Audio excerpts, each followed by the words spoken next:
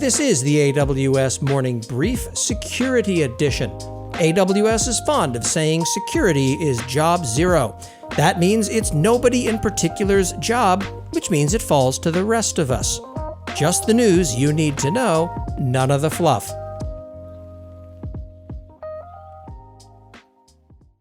Today's episode is brought to you in part by our friends at Minio, the high-performance Kubernetes native object store that's built for the multi-cloud, creating a consistent data storage layer for your public cloud instances, your private cloud instances, and even your edge instances, depending upon what the heck you're defining those as, which depends probably on where you work.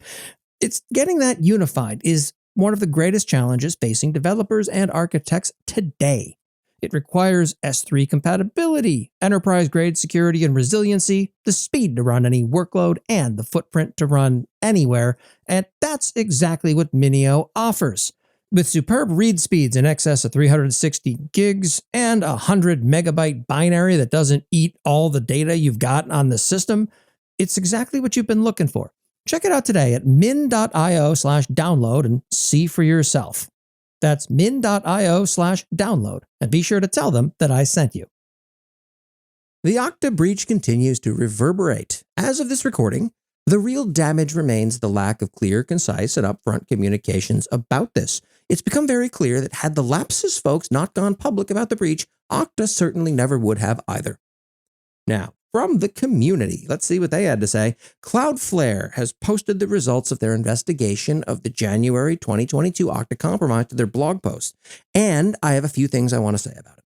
First, I love that they do this. I would be a bit annoyed at them taking digs at other companies, except for the part where they're at least this rigorous in investigations that they post about their own security and uptime challenges. Secondly, they've been level-headed and remarkably clear in their communication around the issue, which only really affects them as an Okta customer.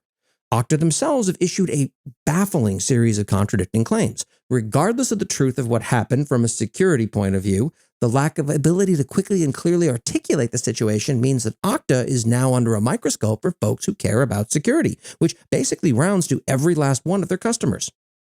Now, I generally don't talk too much about tweets because this is not Twitter revisited as a general rule, but Scott Piper had an issue about trying to keep his flaws.cloud thing open, and he got an account being closed down notice from AWS. And a phrase he used that I loved was, "You know it's a legit AWS email because the instructions are very bad." I really can't stress enough that while clear communication is always a virtue, circumstances involving InfoSec, fraud, account closures, and similar should all be ones in which particular care is taken to exactly what you say and how you say it.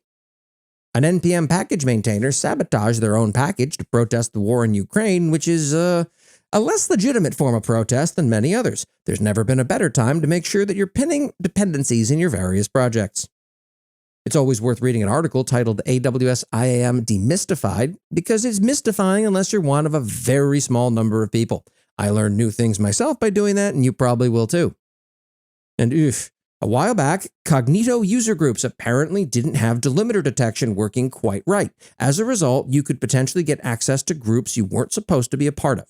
While AWS did update some of their documentation and fix the problem, it's a security issue without provable customer impact, so of course we're only learning about it from a third party. OpsMorph in this case.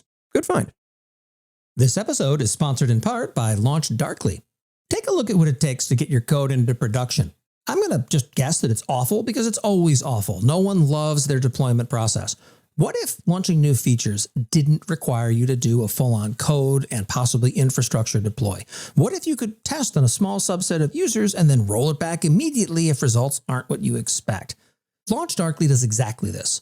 To learn more, visit launchdarkly.com and tell them Corey sent you and watch for the wince. Now, from the mouth of AWS Horse itself, generate logon messages for security and compliance in Amazon workspaces. For compliance, sure. For security. Can you name a single security benefit to having a logon message greet users? It reminds them that, nobody reads the pop-up ever again after the first time, and not always the first time either. Security is important, and fatiguing your users into not reading pop-up messages that don't respect their time is a great way to teach them to ignore you. Don't do it. Ransomware mitigation using Amazon Workdocs to protect end-user data. Security through obscurity has been thoroughly debunked by security professionals everywhere, but I still can't help but think that WorkDocs is so narrowly deployed in the industry that it's never really caught the attention of bad actors.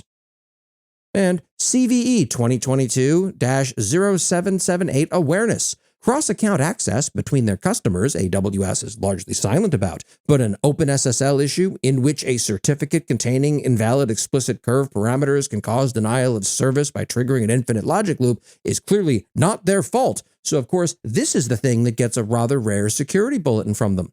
Of course, at the time I'm recording this, it has not yet been updated past an initial "we're aware of the issue." And in the world of tools, Electric Eye is a set of Python scripts, affectionately called auditors, that continuously monitor your AWS infrastructure looking for configurations related to confidentiality, integrity, and availability that align, or don't align, either way, with AWS best practices. The fact that it's open source and free is eyebrow-raising because usually things to do this cost thousands and thousands of dollars. Electric Eye instead leaves that part to AWS Security Hub itself. And that's what happened last week in the wide world of AWS. I'm Corey Quinn. Thanks for listening.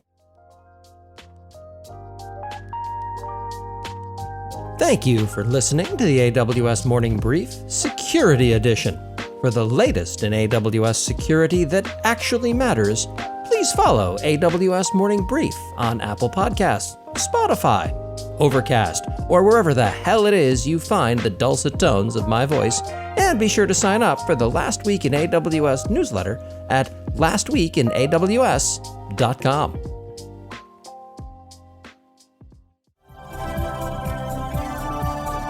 This has been a Humble Pod production. Stay humble.